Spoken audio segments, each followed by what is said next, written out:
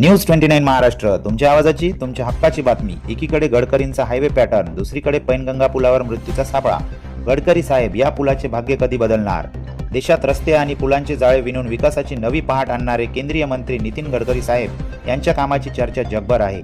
मात्र याच महाराष्ट्र, विदर्भ, मराठवाडा आणि थेट तेलंगणाला जोडणारा एक महत्त्वाचा पूल सध्या प्रशासकीय अनास्थेमुळे यमराजाचे प्रवेशद्वार बनला आहे।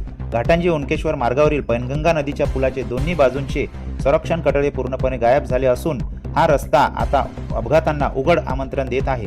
देशभरात विकासाचा हायवे तयार करणाऱ्या गडकरी साहेबांचे लक्ष या धोकादायक पुलाकडे कधी जाणार, असा सवाल आता त्रस्त नागरिक विचारत आहे। हा मार्ग केवळ 2 जिल्ह्यांना नाही तर थेट विदर्भ, मराठवाडा आणि तेलंगणातील आदिलाबाद या 3 मोठ्या क्षेत्रांना जोडणारा मुख्य आर्थिक व सामाजिक दुवा आहे। या पुलावरून दररोज 24 तास शेकडो दुचाकी, 4चाकी, एसटी बसेस आणि आंतरराज्य अवजड मालवाहू ट्रक धावत असतात। पूल आधीच अरुंद आहे, त्यात दोन्ही बाजूला सुरक्षेचे कोणतेही कवच शिल्लक नाही। समोरून येणाऱ्या वाहनाला पास देताना चालकांच्या काळजाचा ठोका चुकतो। सध्या पावसाळा सुरू असल्याने रात्रीच्या वेळी किंवा मुसळधार पावसात चालकाचा ताबा सुटल्यास वाहन थेट नदीपात्रात कोसळण्याचा भीषण धोका निर्माण झाला आहे। धक्कादायक बाब म्हणजे सार्वजनिक बांधकाम विभागाने येथे साधा एक धोक्याचा इशारा देणारा फलक किंवा रेडियम इंडिकेटर लावण्याचीही तसदी घेतलेली नाही। स्थानिक नागरिकांनी स्थानिक प्रशासनाकडे वारंवार डोके आपटले, मात्र निम्म यंत्रणेला जाग आलेली नाही।